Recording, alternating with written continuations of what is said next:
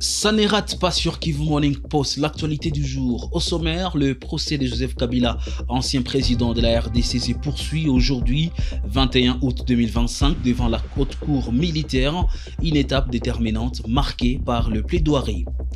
Les populations ayant fui les affrontements entre la FC23 et la coalition de Wazalendo à Kaliki et Bouimba en territoire de Walikale peinent à regagner leur foyer et manquent d'accès aux biens essentiels, selon Soleil Bayomba, notable de Waloa Wayungu, qui appelle à une aide urgente. C'est tout pour les sommaires.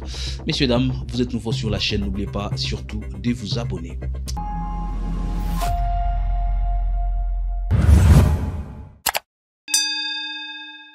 On commence par ces procès de Joseph Kabila, ancien président de la République démocratique du Congo, qui s'est poursuivi aujourd'hui, 21 août 2025, devant la haute cour militaire. Cette étape, marquée par le plaidoirie, pourrait être déterminante pour l'avenir politique de l'ancien chef de l'État congolais. Il y a débat. Et dans l'histoire des États, il est arrivé que certains États aient été dirigés par des étrangers. Je ne prendrai pas le cas de la France, peut-être qu'on ne le connaît pas. Après la Révolution française, toute personne qui a fait des études équilibrées de droit a entendu parler de Napoléon, à celui que nous devons le code civil par ailleurs. Mais ce Napoléon-là n'était pas français. Il avait des origines de la Corse à l'époque sous occupation génoise. Est-ce qu'aujourd'hui la France est malheureuse parce qu'à un moment, elle a été dirigée par un étranger? Non. C'est pour moi, je pense que pour la République démocratique du Congo, nous devons avoir le courage de nous assumer. À un certain moment de notre histoire, nous avons été dirigés par un étranger. Mais on tourne la page et la vie continue. Monsieur le Président, in tempore non suspecto. Le grand léopard tombe. C'est ça la vie des hommes. Le Kivu, le Congo est envahi par l'Est. Et à Goma, mon excellent confrère Richard vous l'a dit, il faudrait qu'on gère le carburant. Et Kabarebe, l'autre seigneur de guerre, on en parlera. Parce que finalement, dans cette histoire, nous luttons non seulement contre le prévenu, mais contre un système que moi j'appelle K. K comme Kagame, K comme Kaberebe et K comme Kabila. Mais c'est un système vaste et sournois qui est composé de plusieurs personnes. Malheureusement pour nous, parmi nos autorités politico-militaires sont des kagamistes, on en parlera. Alors, Monsieur le Président, j'étais en train de dire qu'à Goma, il fallait qu'on veille sur la gestion du carburant. Et Kabarebe va responsabiliser deux personnes, un Congolais et un Rwandais. Le Congolais doit s'appeler Ahmed Korgo ou quelque chose comme ça. Mais le Rwandais, c'est Hippolyte Kanambe. Vous ne pouvez pas avoir du carburant à l'époque si vous ne passez pas par ces deux personnes. Mais c'est pas qui a fait un problème. Mais c'est son nom, c'est son identification. Les gens qui l'ont connu à l'époque, à Goma, l'appelaient ainsi. Mais finalement, il devient Joseph Kabila, chef d'état-major de forces aériennes. Alors, mais qu'est-ce que vous voulez qu'on dise? C'est un peu comme ça, ça sont parfois nos réalités africaines. Le matin, on est charpentier et le soir, on est colonel. Mais qu'est-ce que vous voulez qu'on fasse? Parce que ça ne dépend d'une personne, une seule. Il fait faire de vous ce qu'il veut. Il peut aussi vous tuer s'il a envie de le faire. C'est parfois ça la réalité de la dictature. Il y a des personnes qui peuvent le dire. Willy Michel, je ne sais pas si je vais retenir le nom. C'est un député national. Il le dit. Son Excellence Jean-Pierre Bemba, qui a tous les éléments enseignés, vous dit, non, lui, il s'appelle Hippolyte Kanambe, il est étranger. Est-ce que lui-même l'a nié? Il est passé un jour dans une conférence de presse, comme il aime bien le faire, pour dire que non, je n'ai jamais porté le nom Hippolyte Kanambe. Mais pourquoi nous ne pouvons pas constater et tirer des conséquences? Est-ce que si nous le faisons, la terre va cesser de tourner? Non. Donc, Monsieur le Président, les exemples sont nombreux. Je prends les enfants biologiques de Kabila lui-même. Quel est cet enfant biologique qui a travaillé avec lui? Lequel? Ils sont passés tout le temps à être persécutés. Je vois Étienne, je vois Ibrahim, je vois la pauvre Aimée, personne n'aime. Alors nous devons nous gêner pour parler de la réalité de notre pays. Non. Donc quand vous allez vous retirer, Monsieur le Président, vous allez l'identifier comme étant Hippolyte Kanambe, qui se donne un pseudonyme pour compléter Maître Bondo, Joseph Kabila Kabang. Et alors, parlons maintenant du nom. Il prête serment en 2001 comme Joseph Kabila. Il revient en 2006 comme Joseph Kabila Kabang. C'est quoi cette histoire-là? Donc vous changez de nom comme de chemise, en violation du code de la famille, qui dit que l'ordre de l'élément du nom est immuable. Même si dans la République bananière, il y a quand même un minimum d'ordre. Il va être identifié comme tel, sujet étranger, placé par Gagame pour contrôler le Congo. Les populations ayant fui les affrontements entre l'AFC M23 et la coalition des Wazalendo dans les villages de Buhimba, Ngenge et Kaliki en territoire de Walikale peinent à regagner leur foyer. Les alertes sur le contrôle du M23 et des tirs sporadiques maintiennent la paix pendant ces temps. Ceux qui se sont dirigés à Kailenge et Mikwiti ainsi que ceux qui se cachent dans la brousse n'ont pas accès aux médicaments, au savon, au sel et à d'autres produits essentiels. La situation humanitaire est préoccupante et nécessite une aide urgente en vivre et non-vivre, affirme Soleil Bayomba, notable de Waloa Yungo. Oui, merci beaucoup, messieurs les journalistes, pour cette question. La situation humanitaire dans le territoire de Walikale est tellement alarmante parce que toute la population du village de Buhimba, Kangati, Ngenge et Kaliki, cette population s'est déversée dans les uns sont partis dans le village de Kailenge et d'autres sont partis dans le village de Mikweti. Là, nous sommes dans le groupement Waloa Yungu, en secteur de Wanyanga, territoire de Walikale. Et partout là où cette population est en train de vivre, comme vous le savez, il n'y a pas ni ONG humanitaire, ni le gouvernement congolais qui sont venus en aide pour cette population-là. Et cela, nous sommes en train de se demander, est-ce que réellement il y aura des survies dans cette partie de la province du Nord Kivu, parce que, comme vous le savez, il y a des produits de première nécessité que toute personne a besoin d'avoir à temps portée, mais fort malheureusement, toute cette population qui est en déplacement, ils n'ont pas vraiment l'accès à toutes ces produits en première nécessité. Mais fort malheureusement aussi parce que la guerre continue, parce que les éléments du M23 et les éléments des FARDC se sont affrontés dans la colline de Kaliki. Et normalement, parce que là où il y a des guerres, là où il y a des détonations d'armes lourdes et légères, la population doit nécessairement fuir. Et à cela, nous sommes en train d'appeler à toutes les organisations humanitaires et voir même le gouvernement pour voir qu'ils voient comment assister toute cette population-là, parce que comme je l'ai dit tantôt, les autres se sont réfugiés dans le village voisin, mais aussi les autres sont dans la brousse sans aucune assistance. Il y a ni bâche, il y a ni tôle, et c'est là vraiment surtout les enfants de moins de 5 ans et les femmes enceintes sont en train de souffrir dans un cas où on peut imaginer. À cela, nous sommes en train de demander à tous les bienfaiteurs de voir comment venir en aide de cette population qui est en souffrance. À Djougou, la situation sécuritaire instable dans les territoires affecte les secteurs économiques, comme en témoigne la hausse vertigineuse du prix des carburants à Mabanga, Kobu, Mungwelu, pour ne citer que cela, des zones minières situées en Ituri. Des détails avec notre permanent dans la zone, Rachidi Koudra.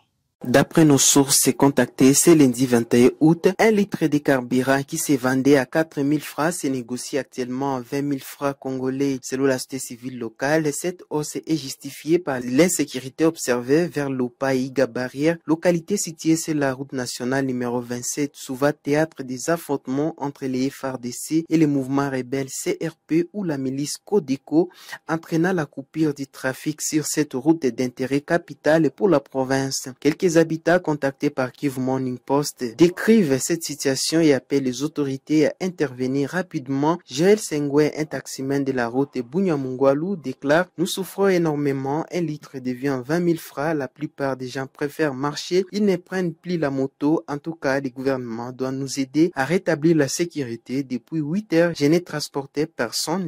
Les gens ont peur de prendre la moto. La reprise des hostilités vers ces entités a également entraîné des conséquences sur les marchés, notamment la hausse des produits vivriers et non vivriers à Bunia, rendant la vie difficile pour nombreux habitants de la ville. Rachid Koudra depuis Bunia pour Kivu Morning Post.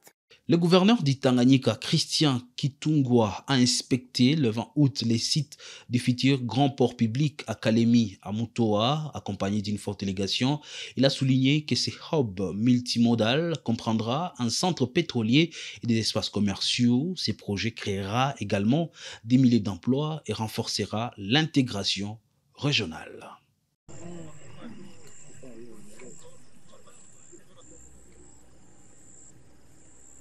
Accompagné d'une forte délégation du ministère des Transports et des Enclavements venue de Kinshasa, ainsi que du consortium d'entreprises chinoises en charge de l'exécution du projet de construction du grand port public de Kalemi, le gouverneur du Tanganyika, Christian Kitungwa Muteba, s'est rendu ce vendredi 15 août 2025 à Mutoa, une localité située à 30 km de Kalemi, sur l'axe Kabimba. L'objectif de cette visite était d'inspecter le site où sera construit ce port géant et plusieurs autres infrastructures, dont un terminal pétrolier et des centres commerciaux. Ce projet d'envergure vise à fluidifier le trafic transfrontalier et à renforcer l'intégration économique de la province du Tanganyika. Devant plusieurs personnalités, notamment les membres du gouvernement provincial, les chefs coutumiers et les notables locaux, le gouverneur Kitungwa Muteba a appelé la population à s'approprier ce projet en soulignant les retombées économiques et sociales, dont la création massive d'emplois directs et indirects.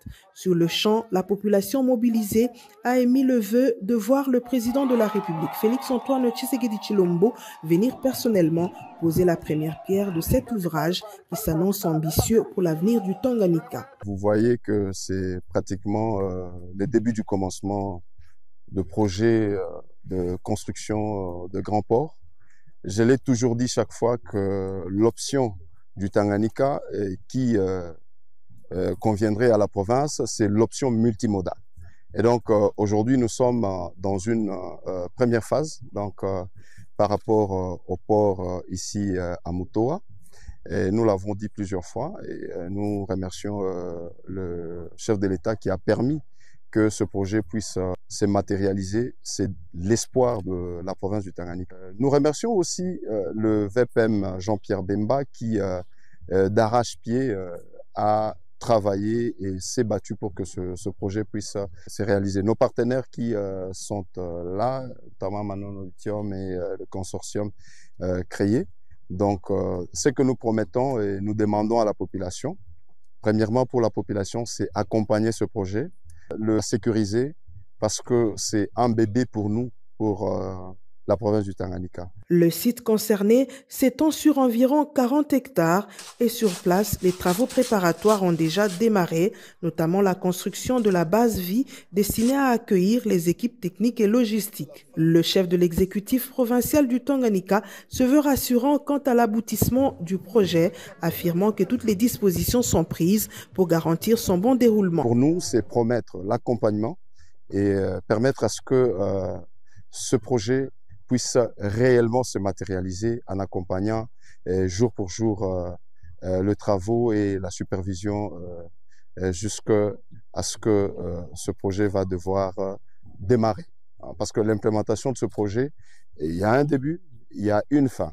Mais l'utilisation ou la consommation du point de vue de la population, ça sera pratiquement, je dirais, éternel. Et nous avons demandé aussi à nos partenaires de pouvoir regarder, avoir un regard sur la population de Mutoa ainsi que du Tanganyika en général. C'est vrai que nous avons un projet très gigantesque, mais la population doit se sentir intéressée pour que cet accompagnement se suive. Notons que ce port géant, une fois achevé, devrait constituer un hub stratégique pour le commerce et la logistique dans la région des Grands Lacs et contribuer significativement au désenclavement du Tanganyika. Des retours à Lubumbashi le mercredi, après près d'un mois à Kinshasa, le président de l'Assemblée provinciale, Michel Kabwe Mwamba, a assuré que la stabilité institutionnelle de la province est maintenue. Il a précisé que l'intérim est assuré par le vice-gouverneur Martin Kazembe en attendant le retour du gouverneur Jacques Kabula Katoué. Il a également appelé la population à préserver la paix et à rester sereine face aux rumeurs afin de protéger les acquis de la province considérée parmi les plus performantes du pays et stratégique pour la sécurité du Grand Katanga. À sa descente d'avion en provenance de Kinshasa, l'honorable Kaboumbamba Michel, président de l'Assemblée provinciale du Haut-Katanga et représentant légitime de la population haut-katangaise, a été accueilli par le rapporteur de l'Assemblée provinciale, l'honorable Kitondo Mumba David.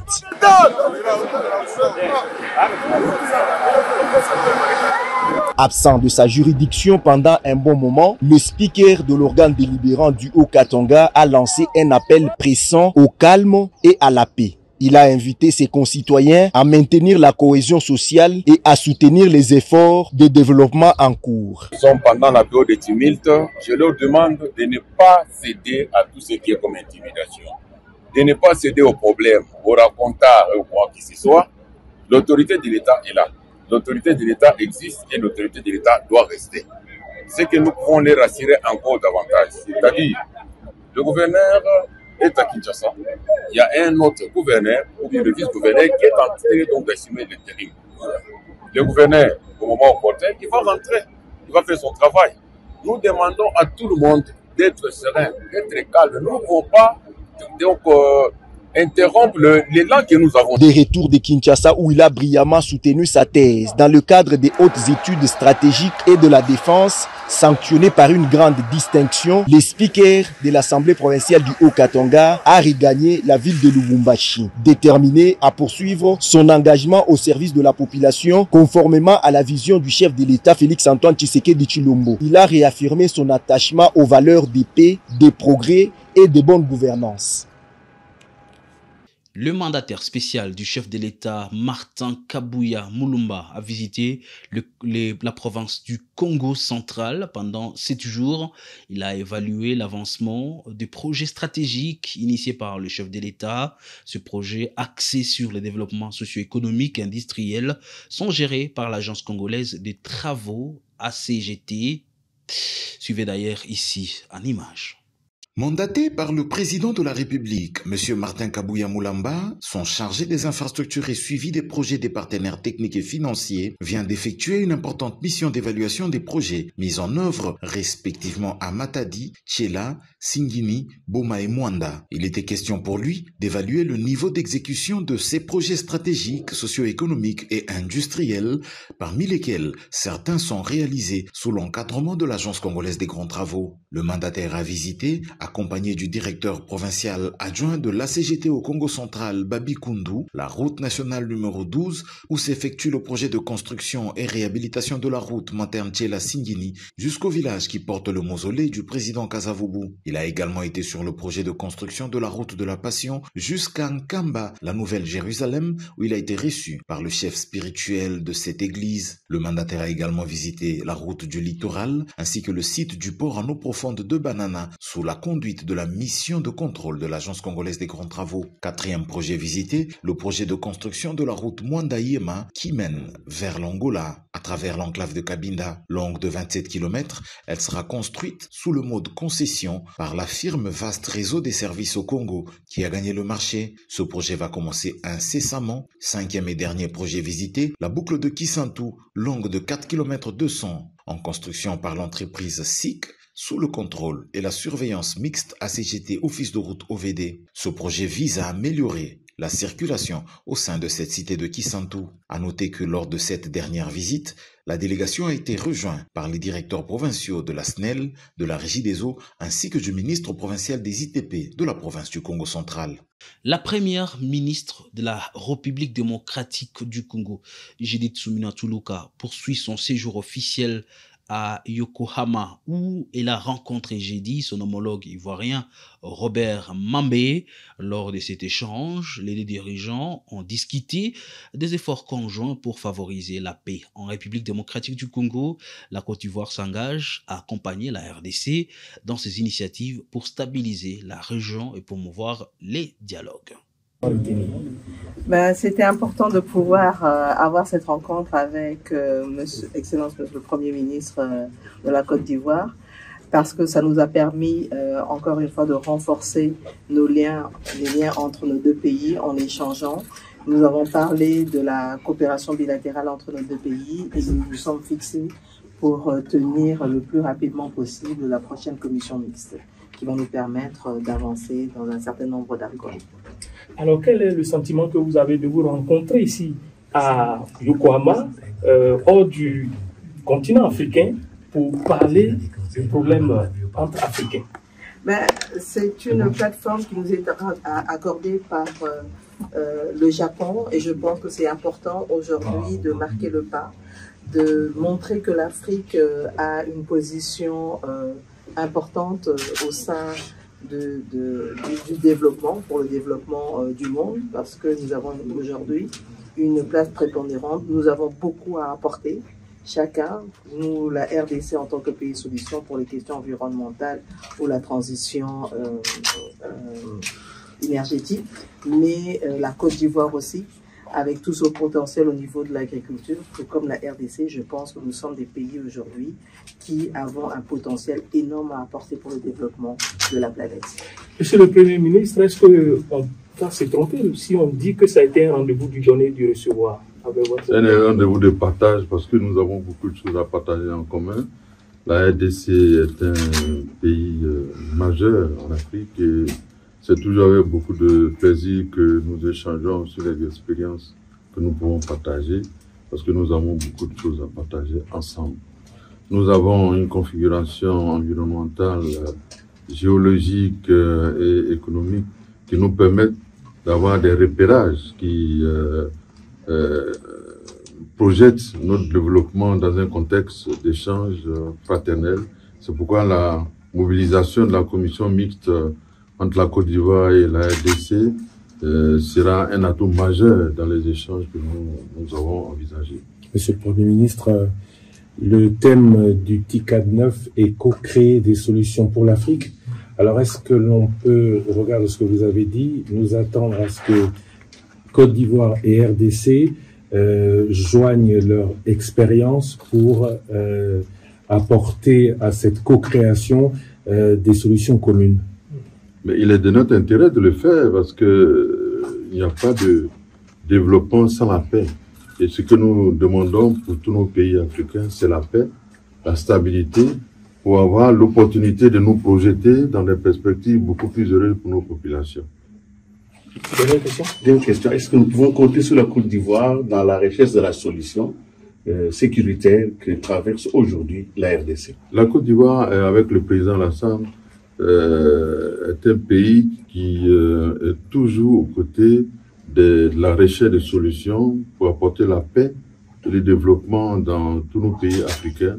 C'est pourquoi d'ailleurs, chez nous en Côte d'Ivoire, le président a encouragé la création de l'Académie de lutte contre le terrorisme, de sorte à ce que les pays africains soient dotés d'instruments humains et tactiques qui leur permettent d'affronter toutes les difficultés. Donc, ce que nous souhaitons pour tous les pays africains, c'est la paix et la stabilité.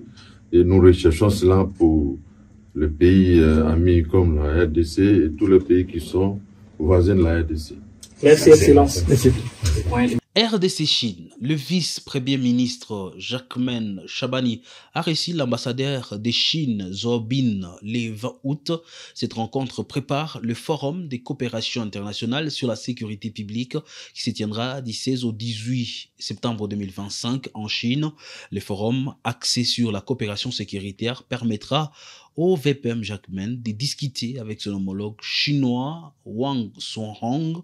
L'objectif est d'améliorer la sécurité en RDC et d'encourager les investissements chinois dans les pays. Suivez.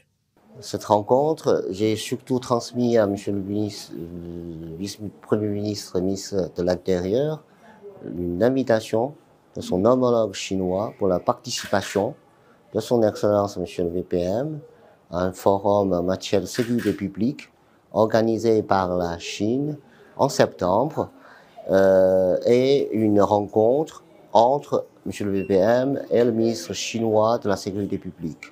Monsieur le VPM a accepté avec plaisir cette invitation et nous avons donc, à côté de l'échange sur ce forum, on longuement parlé de quelques dossiers concrets relatifs à l'amélioration de la situation sécuritaire du Congo pour mieux encourager l'investissement chinois dans votre pays.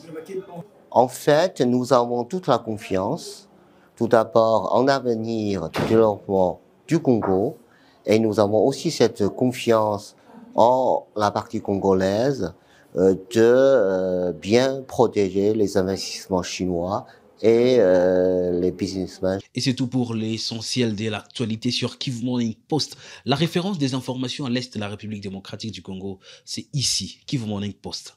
Informé pour transformer. Portez-vous bien. D'ici là, pour d'autres nouvelles.